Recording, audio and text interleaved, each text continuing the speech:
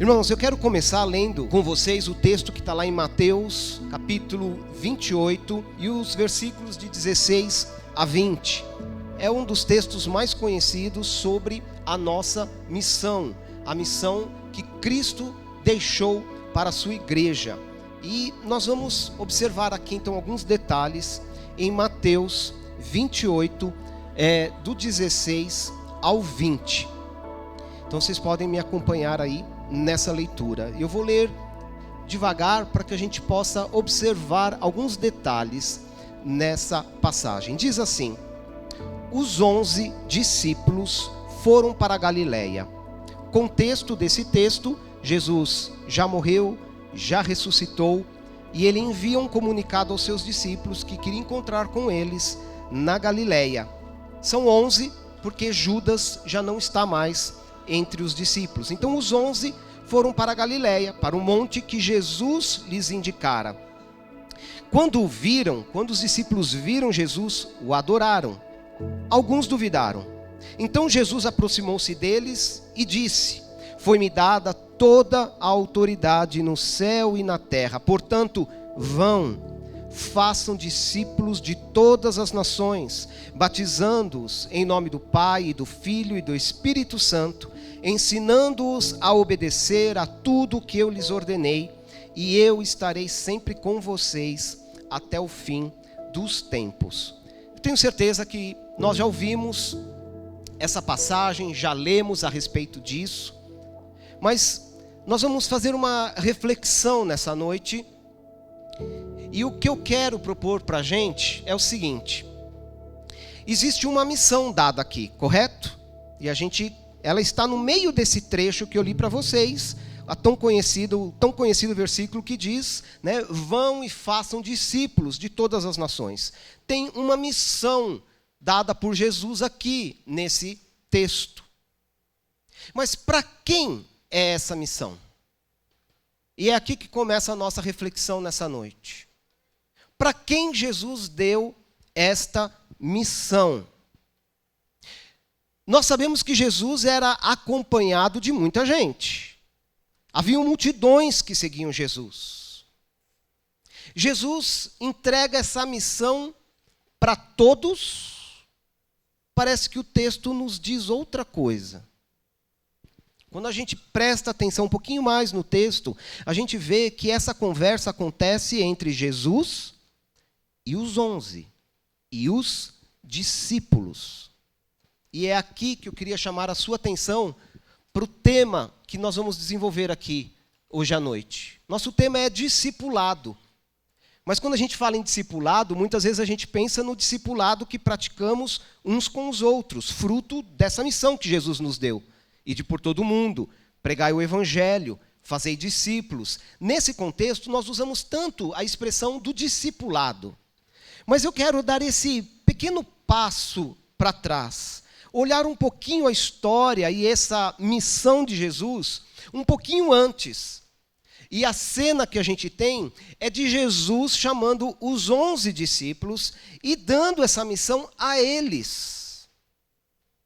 E nós vamos ver aqui ao longo dessa exposição, hoje à noite, que o texto deixa claro que Jesus, ele estabelece uma condição para que você participe desta grande comissão. Existe uma condição para que você se envolva nessa missão. E essa condição é ser discípulo. Ser discípulo. Existe uma condição, porque Jesus falou com os discípulos. Somente os discípulos de Jesus é que podiam fazer outros discípulos. Porque neste processo de fazer discípulos, está envolvido a transmissão de vida. Veja, o discipulado cristão, ele não é uma forma de convencer outras pessoas de que a sua ideologia é a melhor ou a mais correta. Discipular, alcançar outras pessoas, não passa necessariamente por convencer as pessoas de que o cristianismo é uma filosofia que, afinal de contas, faz muito sentido e é muito verdadeira. Isso até tem o seu lugar, né? Existe uma linha dos estudos teológicos chamado da apologética, que é a defesa da fé cristã. É uma apresentação da fé cristã de uma maneira inteligente. Mas o discipulado, o fazer discípulos, ele vai muito além dessa proposta humana de expor um conjunto de ideias, ou uma filosofia de vida, ou um estilo de vida, e tentar atrair pessoas para esse estilo. O discipulado cristão é um compartilhar de vida. Tem vida envolvido nisso. O texto que nós lemos, ele encerra com a palavra de Jesus dizendo: eu estarei sempre com vocês até o fim dos tempos. Ele está falando da missão e ele diz: eu estou envolvido nessa missão. Essa missão fala de mim. Vocês vão cumprir esta missão, mas vocês não vão falar a respeito de uma ideia, vocês vão falar a respeito de uma pessoa que está com vocês, que está nessa missão. Então é transmissão dessa vida, é um compartilhar desta pessoa que temos conhecido e amado em nossos corações. É mais profundo. Por isso Jesus fala com os discípulos sobre isso. É mais do que comunicar ideias, então. É comunicar vida, comunicar vida. No caso aqui para nós, o ser vem antes do fazer. Deus nos alcançou, sua palavra poderosa nos alcançou, nós fomos transformados em filhos de Deus. E recebemos uma missão da parte de Jesus. Neste meio tem o ser, porque quando fomos alcançados pela graça de Deus, nós fomos transformados em filhos de Deus, nós também fomos transformados em discípulos de Jesus. E essa condição de sermos discípulos é que nos autoriza a fazer discípulos. Pode parecer um pouco estranho ainda no início, mas vai ficando claro para a gente à medida que eu compartilhar com vocês. O sucesso dessa missão que Jesus nos deu, que nós vamos ouvir aqui ao longo de alguns domingos, o sucesso dessa missão, ele vai depender totalmente da nossa relação com aquele que nos chamou, que foi Cristo. Depende disso. Olha só, nós acabamos de ouvir no Comuna News que vai haver uma ação social. Vocês ouviram? Né? Nossa fundação, junto com o MAG, vai fazer uma ação social numa comunidade chamada Morumbizinho, vão ter um trabalho lá com as crianças. No chamado, vocês perceberam? Ele dizia assim: se você quiser ser um voluntário, participe. Você pode ser um voluntário. Não é uma missão, é uma missão participar de uma atividade social lá nessa outra comunidade. Mas, neste caso, está aberto a todos. Você pode ser um voluntário e participar e ajudar lá. Voltando para o texto, o chamado de Jesus, de fazermos discípulos nesse mundo, será que ele disse isso para todos? Ele abre isso para a humanidade e diz assim: olha, quem aí quer se voluntariar? Eu tenho uma missão na terra, tenho um trabalho para fazer, que o Pai me deu, e eu estou aqui alistando voluntários. Quem quer ser voluntário? E aí qualquer pessoa levanta a mão e fala: eu quero ser voluntário nessa missão. Não. Na missão de Cristo não funciona assim. Porque não dá para você ser só um voluntário se você não conhecer a Cristo. Se você não ter intimidade com esse Cristo. Se você não tiver experimentado a sua vida efetivamente em você. Um agente secreto em missão, fazendo aqui alguns comparativos, para a gente entender a diferença da missão cristã. Um agente, pensa agora nos filmes, né, onde aparecem agentes secretos, missões secretas, e o agente ele tem uma missão a cumprir. Missão também. Mas nos filmes, um agente secreto, ele ele tem a missão de preservar a identidade do seu líder, não é assim? Ele às vezes cai na mão do inimigo, pode ser torturado, mas ele não abre a boca. Ele não entrega de onde ele vem, qual é o seu líder, porque ele é um agente secreto, ele tem uma missão. A nossa missão como cristãos é totalmente diferente. Porque nós vamos testemunhando e falando a respeito do nosso líder, por onde a gente for. A primeira coisa que nós apresentamos é quem é o nosso líder. Nós falamos de Jesus, nós expressamos Jesus. Essa é a nossa missão. Nós não estamos numa missão secreta, mas também não é uma missão onde qualquer pessoa pode se voluntariar. Essa missão foi específica. Jesus não chamou a multidão. Ele chamou os 11 discípulos e disse: eu preciso que vocês assumam uma missão. E Deus tem falado assim conosco nos dias de hoje. Ele continua falando assim com os seus discípulos. A pergunta para nós hoje, para a gente começar a pensar um pouquinho é: você conhece o Senhor? Você conhece a Cristo de maneira íntima e pessoal? De verdade? Você o conhece como você conhece o seu melhor amigo, sua esposa, seu esposo? Você conhece a esse Jesus? Ou você apenas conhece o conteúdo teológico da sua fé? Eu sei muito sobre Jesus. Eu já li muito sobre Jesus. Eu conheço, eu estudo, eu participo de cultos. Eu sei muita coisa sobre esse Jesus que é anunciado. Será que a gente sabe muito sobre Jesus? Ou a gente conhece de maneira pessoal, íntima e transformadora a esse Jesus? Porque veja bem, se nós vamos nos envolver numa missão transformadora, para aqueles que ainda não conhecem Jesus, antes nós temos que ter sido transformados por esta missão. Segunda pergunta para a gente refletir: Jesus é o seu mestre de verdade? Ele é o seu guia? Ele é aquele que vai à frente conduzindo a tua vida? Ou você apenas o admira e se inspira na sua história de vida? Hoje temos muitas pessoas, até pessoas que não se definem como religiosas ou não se definem como cristãs, que olham para a história de Jesus e dizem: que homem admirável. Jesus foi um homem aqui na terra e pelos registros históricos, a vida dele é admirável, é imitável. Deveríamos imitar mais as atitudes desse Cristo. Mas tais pessoas não colocam Cristo como seu mestre, como seu verdadeiro guia.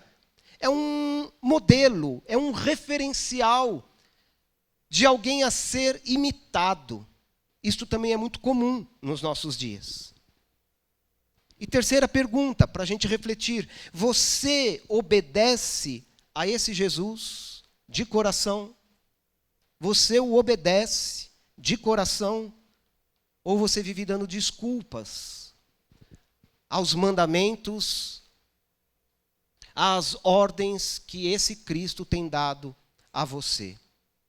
A gente vai ver que a resposta a essas perguntas, elas definem para nós quem é discípulo de Jesus. Porque a gente só vai poder responder sim a essa missão transformadora se primeiro nós formos transformados em discípulos de Jesus. Como eu disse, nos próximos domingos nós vamos ouvir muito sobre missão transformadora. E seremos desafiados a respeito dessa missão, seja na evangelização, seja no discipulado, seja no cuidado de pessoas, vamos ser desafiados. Mas antes da gente dizer sim a qualquer desafio, nós vamos precisar checar hoje à noite a nossa vida,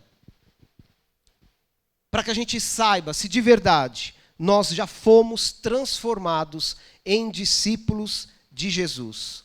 Assim, eu quero apresentar para vocês 3 características de um discípulo de Jesus. Haveriam muitas outras, mas nós não teríamos tempo hoje para isso. Então eu vou ficar em 3 características para a gente poder checar o nosso coração hoje à noite. Hoje é noite de ceia, é noite de autoexame, como o apóstolo Paulo nos ensina. Examine-se, pois, o homem a si mesmo. Nós vamos fazer isso, vamos nos autoexaminar.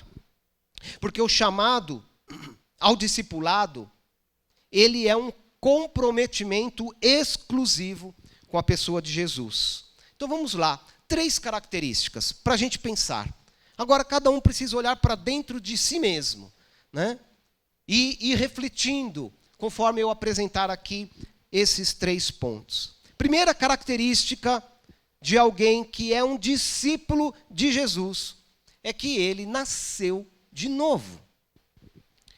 Pode parecer um tanto óbvio demais, mas nós precisamos checar o nosso coração. Eu disse agora há pouco que às vezes nós estamos seguindo a fé cristã por tantos motivos. Como nos dias de Jesus, muita gente o seguia. A gente lê sobre isso nos evangelhos. Haviam multidões atrás de Jesus. Mas nem todos o seguiam por ele ser Senhor, por ele ser o Filho de Deus. Ao longo de todo o relato dos evangelhos, a gente fica sabendo que algumas pessoas seguiam Jesus porque podiam obter dele cura, alimento. Jesus, em determinado momento, ele diz que ele não se confiava a essas multidões, no sentido de que ele sabia que nem todos ali eram de verdade discípulos dele. Estavam ali por outros motivos.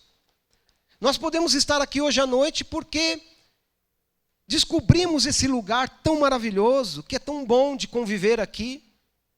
Aqui encontramos pessoas que nos apoiam, que nos ajudam. O ambiente cristão é um ambiente saudável, de cooperação. Talvez podemos estar aqui porque nossos pais eram cristãos e nós crescemos nesse ambiente, nos acostumamos a isso. E fizemos disso um hábito na nossa vida. Todo domingo participamos de um culto. Podemos estar aqui, como no tempo de Jesus, talvez porque sabemos que Cristo tem bênçãos para nos dar. Em tantas áreas da nossa vida, Ele restaura a nossa saúde, restaura a nossa família. Ele abre portas, Ele abençoa a nossa vida. Nós podemos estar aqui por muitos motivos. Mas um discípulo de Jesus, ele começa pela experiência do novo nascimento. Genuína conversão. Ele passa a andar e ter comunhão com o Cristo, porque isso só é possível a partir do novo nascimento. A Bíblia diz que os nossos pecados nos separavam de Deus. Mas é a partir da nossa experiência genuína de conversão que nós somos reaproximados ao Senhor. Então agora nós podemos seguir a Jesus como discípulos. Sem essa transformação interior, nós vamos seguir Jesus de longe.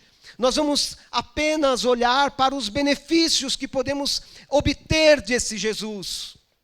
Só quando nós somos transformados interiormente, num processo que a Bíblia chama de regeneração, de novo nascimento, é que então agora nós podemos nos aproximar de Jesus como João, que reclinava a sua cabeça no peito de Jesus, que podia ouvir o batimento do coração de Jesus. Para isso nós vamos precisar ter uma experiência profunda. Somente aqueles que, uma vez arrependido dos seus pecados, creem agora na verdade da palavra de Deus que diz que nós morremos com Cristo e com Ele nós ressuscitamos para uma nova vida. Somente quem foi transformado e regenerado por essa palavra poderosa é que pode participar da vida de Cristo como discípulo.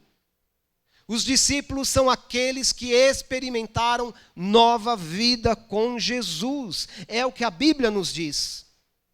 Gálatas 2:20, texto muito conhecido de nós, Paulo ele declara nesse versículo dizendo: eu fui crucificado com Cristo. Isto era claro para Paulo, isto era uma verdade experimentada. Ele diz, no passado, ele diz, já aconteceu, eu fui crucificado com Cristo, assim, já não sou eu quem vive, mas é Cristo que vive em mim. A vida que agora vivo nesse corpo, eu vivo-a pela fé no Filho de Deus, que me amou e se entregou por mim. Essa fala de Paulo não é uma frase de efeito.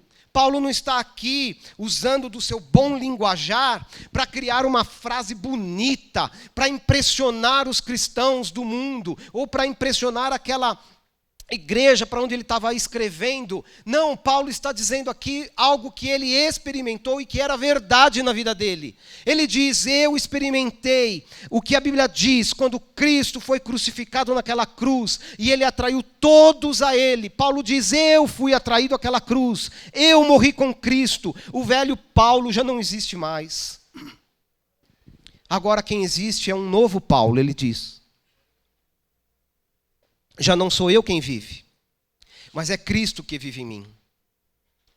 É Cristo que vive em mim. Nós precisamos ter consciência se experimentamos de fato este milagre na nossa vida. Precisamos ter essa consciência. A primeira característica de um discípulo, então, é que ele nasceu de novo. Ele foi regenerado pelo poder da palavra de Deus. Ele creu na sua morte e ressurreição juntamente com Cristo. Ele arrependeu-se dos seus pecados, confessou os seus pecados, e agora ele vive a vida do próprio Cristo nele. Ele começa a se tornar um discípulo de Jesus. Segunda característica de um discípulo de Jesus. E a coisa vai começar a ficar mais apertadinha para a gente, mais estreita. O verdadeiro discípulo, ele sabe, ele conhece e ele está disposto a pagar o preço do discipulado. Eu vou explicar isto. A nossa salvação não nos custou nada. A nossa salvação é um presente, um dom de Deus. Foi obra exclusiva de Deus, sem a nossa participação.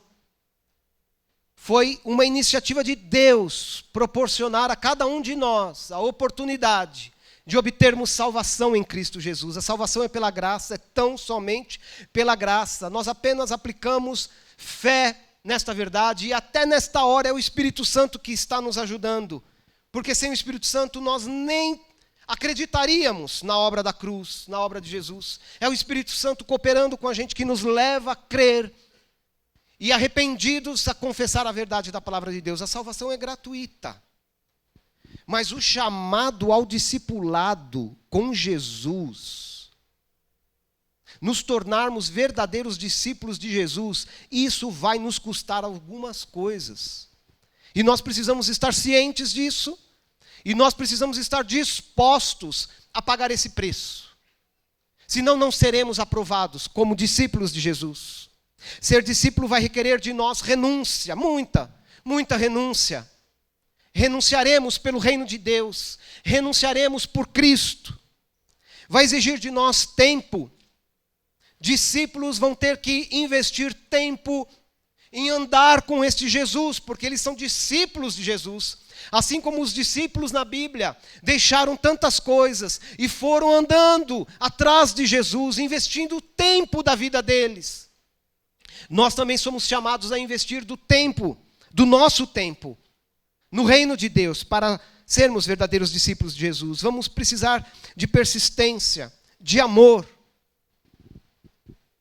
Nós vamos precisar, olha só, sábado passado, acho que foi sábado passado, os nossos jovens foram lembrados de uma frase e desafiados. Uma frase de Jonathan Edwards. Ele foi um grande avivalista.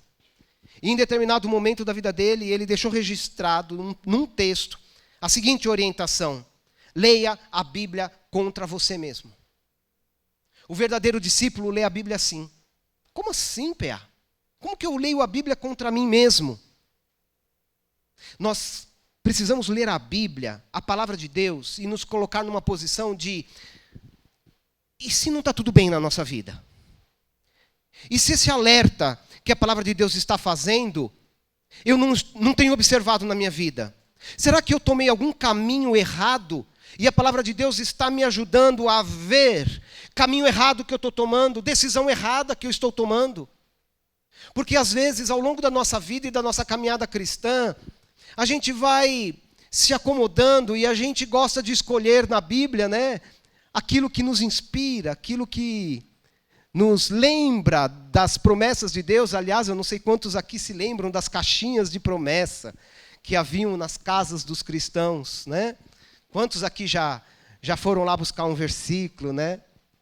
Maravilhoso, só tem promessa naquela caixinha, só tem palavra de bênção, né? Sempre, e você puxava lá ou pedia pro papagaio. Não, isso aí é outro negócio. Puxar um versículo. Vocês lembram, hein? Puxar um versículo e aí vem uma palavra abençoadora de Deus. Mas e quando a Bíblia, ela nos confronta? E quando a Bíblia nos chama a atenção por andarmos em caminhos errados? Aí você fala, não, isso aqui não é para mim. Isso daqui é para o não cristão, né? Isso aí é para quem ainda não chegou na igreja. Não para mim. Às vezes a gente precisa parar e ler a Bíblia e pensar, e se isso está acontecendo comigo? E se essa pessoa aqui sou eu? É assim que o discípulo faz. Porque ele ganhou um coração humilde. Há um outro autor que também usa uma expressão que eu gosto muito. Ele diz assim, nós já aprendemos a ler a Bíblia. Agora nós precisamos aprender a deixar a Bíblia nos ler. Olha que interessante. Nós vamos lendo a Bíblia e a Bíblia vai lendo a nossa vida. É como se a Bíblia fosse lançando luz naqueles quartinhos escuros da nossa vida. E às vezes a Bíblia, ela nos lê. Eu não sei quantos de vocês já tiveram essa experiência de, ao ler as Escrituras, você parar, fechar os seus olhos, às vezes lágrimas caírem dos seus olhos e você falar, descreveu o meu pecado. A Bíblia acabou de dizer como eu estou vivendo e isto partiu meu coração. E eu, arrependido, peço perdão a Deus e mudo de vida. É a Bíblia lendo o nosso coração. Discípulo lê a Bíblia desse jeito. Discípulo não fica procurando só promessa. Discípulo está disposto a abrir as Escrituras e deixar com que as Escrituras confrontem a nossa vida, a fim da gente amadurecer e crescer como discípulos. Ser discípulo requer a gente manter uma vida de oração constante e crescente. Como isso é difícil. Em pleno século XXI, a vida tão corrida que cada um de nós vive, somos tão atarefados. E a vida de oração vai ficando sempre minguante. Aquele que é discípulo, ele sabe que tem um preço a pagar. E um dos preços que ele tem que pagar é cultivar uma vida devocional, uma vida de oração que seja constante, seja crescente, não decrescente. Porque às vezes a nossa história, né, após a conversão, nós queremos ler a Bíblia, nós queremos orar, participamos de vigílias, de encontros de oração, queremos fazer tantas coisas. E depois, com o tempo, a nossa vida vai decrescendo. Devagarinho a gente vai abrindo mão. Não, o discípulo de Jesus, pelo contrário, ele vai numa crescente, porque ele sabe que ali é uma fonte inesgotável de riqueza. Se ele conhece de verdade a esse Cristo, ele quer passar tempo com esse Cristo. Ele não abre mão na sua semana, no seu dia a dia, de estar com esse Cristo, de sentar com ele ali no seu quarto, abrir as Escrituras e dizer, Cristo, meu Senhor, fala comigo e eu quero falar contigo, porque o Senhor é tudo para mim e eu sou seu discípulo. É assim que vive o discípulo. É aquele que está disposto a pagar o preço de abandonar sua rede. Vocês se lembram quando Jesus está desafiando algumas pessoas para se tornarem seus discípulos, seu discípulo. Por exemplo, com Pedro, diz que Pedro deixa sua rede. Mateus, por exemplo, era um coletor de impostos. A Bíblia diz que quando Jesus o chama, ele deixa sua mesinha de trabalho e segue Jesus. O que será que isso significa? Será que para ser discípulo de Jesus eu devo abandonar o meu emprego, o meu trabalho e vir ser um voluntário tempo integral na igreja? Não, não é disso que nós estamos falando. Veja bem, naquele tempo não havia aposentadoria, não havia, instrumentos para garantir a vida das pessoas no futuro. O trabalho era a garantia de futuro. A rede para o pescador era a segurança do seu pão diário, da provisão, do mantimento dentro de casa. O trabalho de Mateus, ainda que envolvia questões políticas e corruptas, mas era o trabalho. Ele dependia daquilo, era dali que ele tirava os seus sustentos e alguns trocos a mais. Enfim, estar disposto a deixar a sua rede é estar disposto a entregar a segurança da sua vida nas mãos do Senhor. Sabe o que o discípulo faz? O discípulo se volta para o seu Senhor e diz assim: todos os meus dias, de hoje até o final da minha vida, eles estão à tua disposição, Senhor. Eu farei o que o Senhor quiser. Eu vou trabalhar, vou cuidar da minha casa, da minha família, vou ser generoso, vou abençoar as pessoas, mas o meu coração não está preso a essas coisas. Os meus dias estão nas mãos do Senhor. O verdadeiro discípulo está disposto a pagar esse preço. Ele está disposto. Ele não teme, porque ele sabe na mão de quem ele está colocando sua própria vida. Ele está colocando a sua vida nas mãos do Senhor. O verdadeiro discípulo, ele vai precisar passar a sua vida opondo-se às forças malignas que querem nos levar à desobediência. Nós sabemos que Satanás continua agindo para nos fazer desobedecer ao Senhor. O verdadeiro discípulo, ele vai se esforçar, ele vai trabalhar para se opor a isso, para que ele não caia em desobediência. E mais 3 citações da palavra de Deus que falam sobre o compromisso, o preço a ser pago pelo verdadeiro discípulo. Colossenses 1:24 diz que o verdadeiro discípulo, ele sabe e ele está disposto a completar as aflições de Cristo em favor da igreja. Cristo sofreu na sua própria vida, na sua própria carne, na sua alma e no seu espírito, para que a igreja surgisse sobre a terra. Os verdadeiros discípulos de Jesus, eles estão dispostos a completar esta aflição de Cristo, a entregar a sua vida pela igreja, para que a igreja siga alcançando os corações, cumprindo a sua missão, salvando vidas, trazendo-as para dentro da comunidade dos filhos de Deus, discipulando-os. O verdadeiro discípulo, ele também está disposto a fazer o que diz Colossenses 3:5, que é fazer morrer tudo o que pertence à natureza terrena. Este é o compromisso, este é o preço a ser pago pelo discípulo de Jesus. Ele sabe que cada vez que ele identificar na sua vida algo que tem a ver com a sua velha natureza, com uma natureza terrena, ele vai urgentemente tratar aquilo e abandonar aquilo, porque ele segue sendo discípulo e imitando a vida do seu mestre. E por fim, Efésios 4:22 diz que o verdadeiro discípulo, ele vai se empenhar em se despir do velho homem e dos seus desejos enganosos, a fim de viver exclusivamente para Deus. Eu quero encerrar esse ponto 2 lendo João 15, versículos 18 e 19, que diz assim, Jesus falando com os discípulos também: se o mundo os odeia, tenham em mente que antes odiou a mim. Se vocês pertencessem ao mundo, ele os amaria, como se fossem dele. Todavia vocês não são do mundo, mas eu os escolhi, tirando-os do mundo, por isso o mundo os odeia. Uma vez lendo esse texto, o Espírito Santo me confrontou. Olha aqui o ler a Bíblia contra você mesmo. Vou dar um exemplo disso. Lendo esse texto, determinado momento da minha vida, o Espírito Santo colocou assim no meu coração: o mundo te odeia? E eu parei para pensar, e aquilo me fez refletir muito. Eu não estou falando aqui do mundo nos odiar por más atitudes nossas, né? Então a gente reúne os irmãos em casa, faz um som, violão, junta um monte de gente, e vamos até as 2, 3 horas da manhã, não respeita o silêncio dos vizinhos, aí os vizinhos nos odeiam, e falam: olha o mundo odiando os cristãos. Não, isso daí é falta de educação nossa, né? É outra coisa. Esse ódio do mundo em relação a nós, primeiro que é o ódio do sistema que está neste mundo, que acaba usando pessoas, mas é o sistema. Vem da mente diabólica de Satanás. Ele nos odeia na medida em que nós parecemos cada vez mais com Jesus. Quanto mais a gente se parece com Jesus, mais o mundo nos odeia. Você já teve já passou por essa situação, né, de às vezes estar muito tempo no escuro e alguém ligar a luz? O que acontece?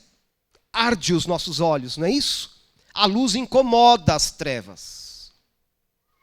É nesse sentido que a nossa vida deveria incomodar. Se Cristo tem sido a nossa vida, como Paulo declarou: já não sou eu mais quem vivo, Cristo vive em mim. Eu sou um discípulo de Jesus, eu imito Jesus. Jesus é luz e Ele mandou que nós brilhássemos no mundo.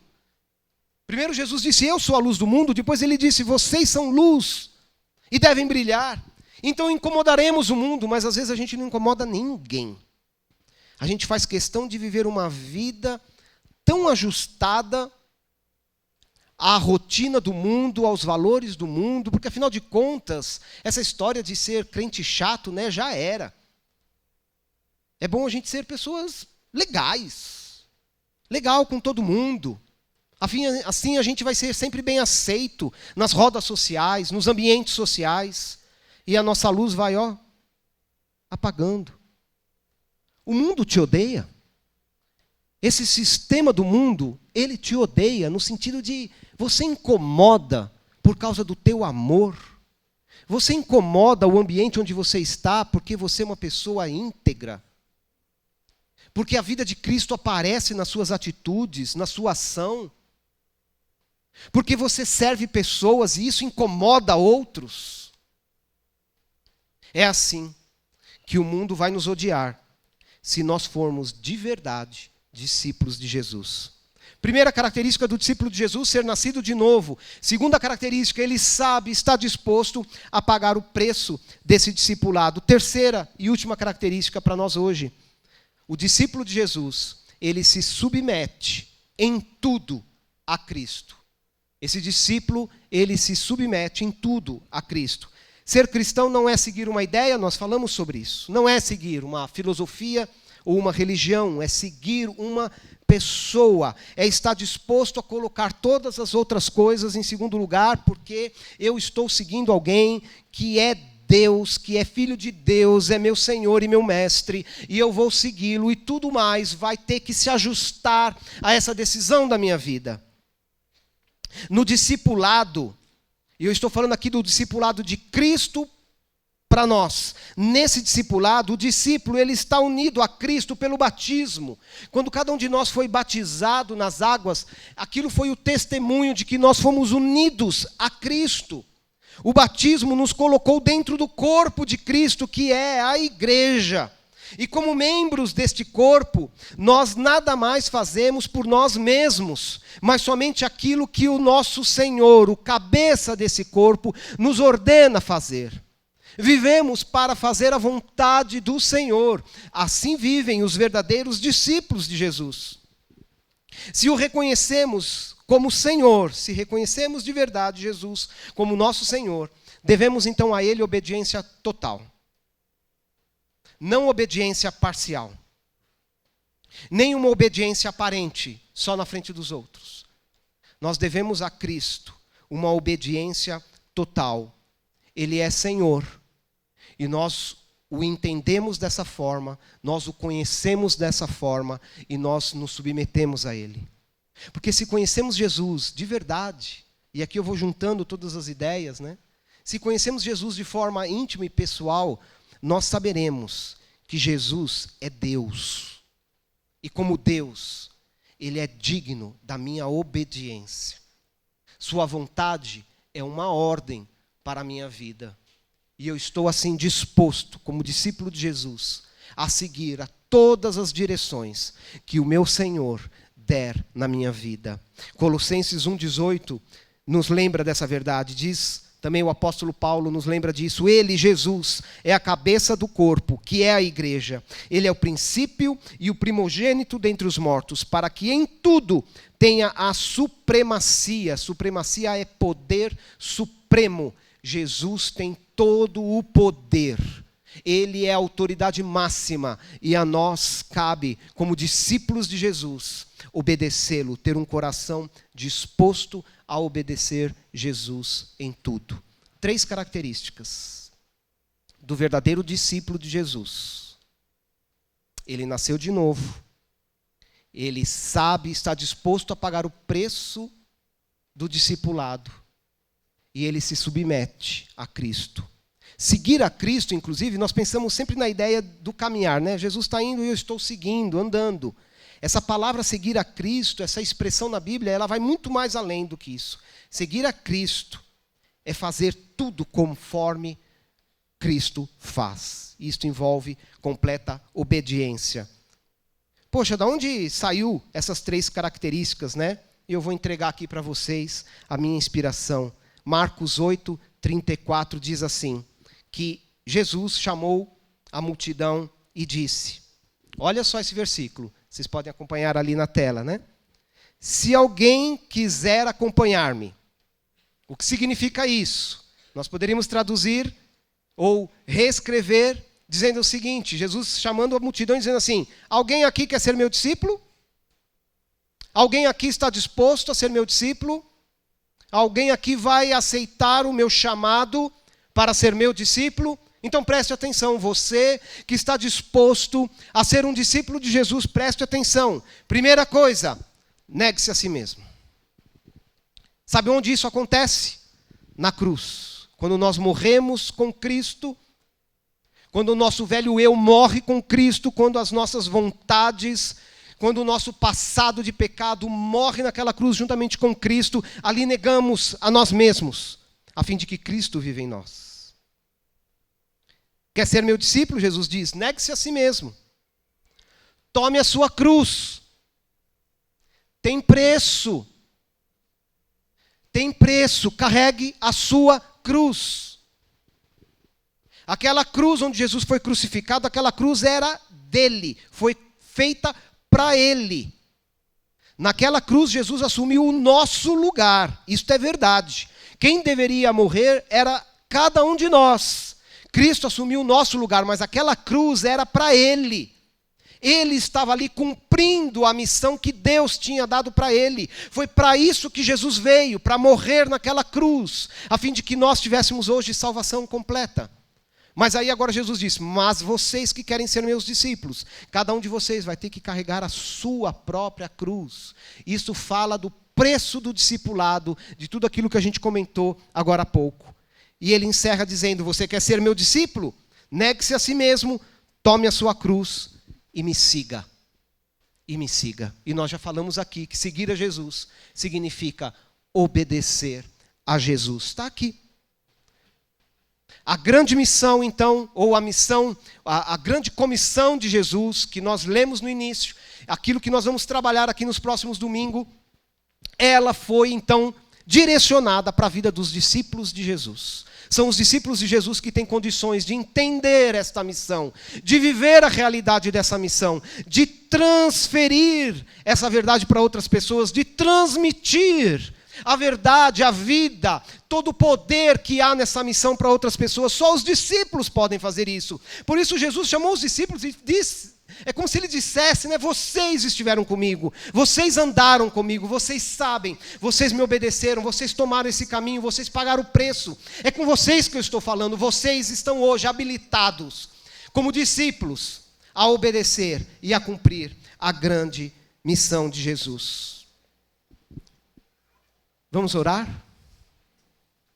Você já nasceu de novo? Eu preciso fazer essa pergunta para você hoje à noite. Você já nasceu de novo? Não responda rápido. Nós temos a tendência de responder rápido as perguntas. Às vezes fazemos essa pergunta, você já nasceu de novo? Você fala, já. Para um pouco. Pensa um pouco. Deixa o Espírito falar no seu coração. Deixa ele sondar o seu coração e deixa ele revelar o seu estado hoje e a sua necessidade hoje. Nós não precisamos entrar numa neurose de achar que nunca nascemos de novo. Que porque às vezes encontramos falha na vida da gente e nós pensamos, não nasci de novo. Não estou falando disso. Porque quem nasceu de novo não é perfeito. Mas quem nasceu de novo sabe dessa experiência. Ele sabe que a vida dele pode ser dividida, assim como a história foi dividida em antes de Cristo e depois de Cristo, a vida de quem nasceu de novo, ela também pode ser dividida assim. A pessoa sabe, olha, antes de Cristo era este daqui, minha vida era isto. Agora, depois de Cristo, é algo completamente diferente. Isto é quem nasceu de novo. Essa experiência, você já teve essa experiência? Permita o Espírito Santo ir checando o seu coração. Você está disposto? Segunda pergunta para nós hoje. Você está disposto? Você já sabe agora sobre o custo do discipulado. E eu só falei um pouco sobre isso. Mas agora você está disposto a pagar este custo? Você está disposto à renúncia, à dedicação, a tudo que envolve esse discipulado? Você está disposto? Você tem obedecido a Cristo? A sua obediência tem sido total ou você ainda tem dado desculpas? Você pode se colocar em pé nesse momento, junto comigo? Porque nós vamos orar sobre isso, sobre essas 3 perguntas. E olha, meus irmãos, olha aqui para mim um minuto. Eu duvido que você saiu da sua casa numa noite com chuva, num domingo à noite, apenas para um entretenimento, para passar algumas horas aqui. Eu duvido disso. Tenho certeza que você veio para cá com desejo de conhecer mais a Deus, de ouvir a sua voz e de sair daqui transformado pela palavra de Deus. Então permita-se ser checado nesse momento pelo Espírito Santo. Estamos no momento do autoexame agora. Talvez você pode olhar para essas 3 perguntas. Você já nasceu de novo, você está disposto a pagar o preço do discipulado, você tem obedecido a Cristo e não há nada de errado se você responder sim às 3 perguntas.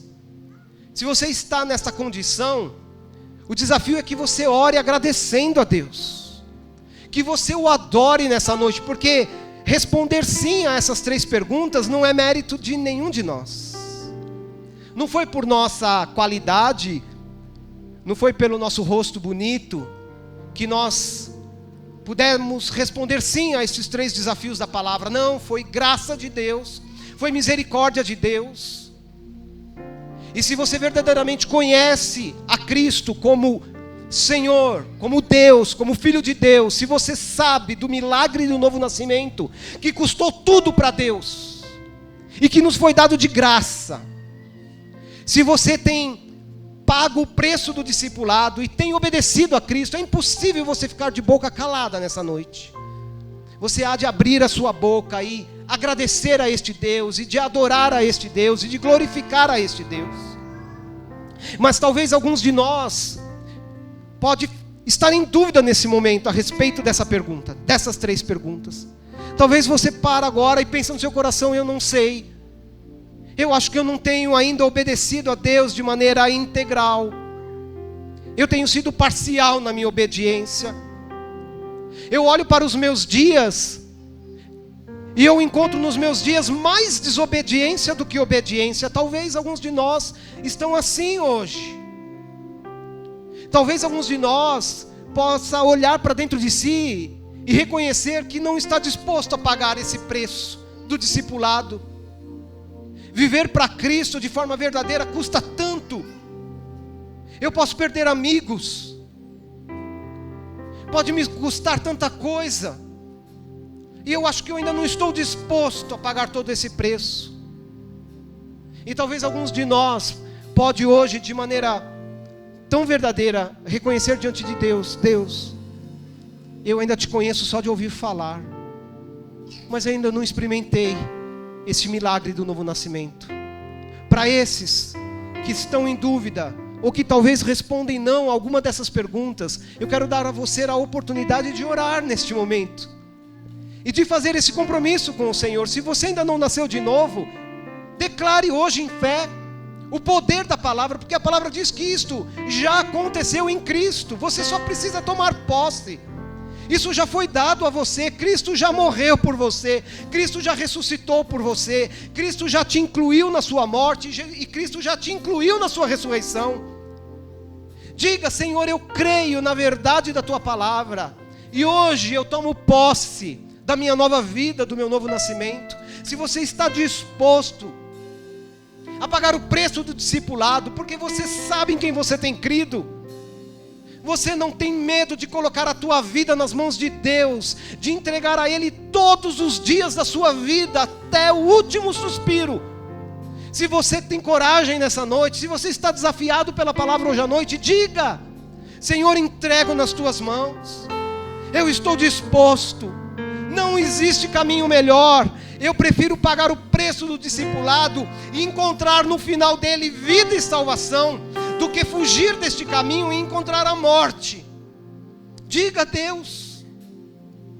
E se você está disposto a obedecer, se na sua contabilidade você identifica mais dias de desobediência do que obediência, diga então isso a Deus: Senhor, me perdoa, eu tenho pecado contra o Senhor. tenho desobedecido ao Senhor tantas vezes, mas hoje eu quero fazer um compromisso com o Senhor, de aprender o caminho da obediência. E eu vou dar a você agora alguns minutos, para que você ore. Você sabe quais são as respostas, você conhece as perguntas, então agora adore a Deus, ou faça o seu compromisso com o Senhor, e essa oração você precisa fazer, e eu vou te dar essa oportunidade agora em nome de Jesus. Amém, meus irmãos? Amém. Que você guarde essa palavra no seu coração, que você volte a meditar nisto essa semana, a conferir no seu tempo devocional, porque é muito sério. Isso nós estamos falando daquilo que é eterno, então é coisa séria. Aliás, disso depende a nossa eternidade.